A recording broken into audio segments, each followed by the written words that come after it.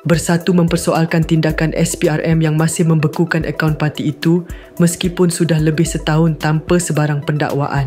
Memetik laporan Sinar Harian, Ketua Penerangan Bersatu Datuk Tun Faisal Ismail Aziz berkata, mengikut peruntukan undang-undang, jika tiada pendakwaan dalam tempoh setahun, pembekuan akaun sepatutnya terbatal secara automatik. Saya pernah membuat kenyataan sebelum ini bahawa individu yang dikenakan tindakan adalah Tan Sri Muhyiddin Yassin, dan jika SPRM mengambil tindakan menyita atau menyekat akaun beliau, itu adalah wajar. Namun, akaun parti yang disekat, sedangkan selepas setahun tiada sebarang pertuduhan atau usaha kerajaan untuk merampas dana tersebut, sepatutnya sekatan berkenaan gugur dengan sendirinya.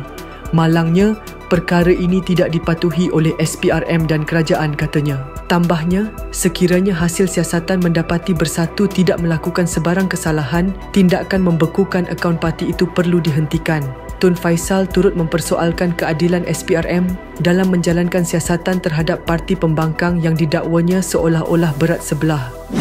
Undang-undang harus dipatuhi dan keadilan perlu diberikan kepada semua pihak tanpa mengira mereka dari pembangkang atau kerajaan. Namun, apa yang kita lihat sekarang, pihak kerajaan tidak menghadapi sebarang masalah, manakala pembangkang dikenakan pelbagai tekanan.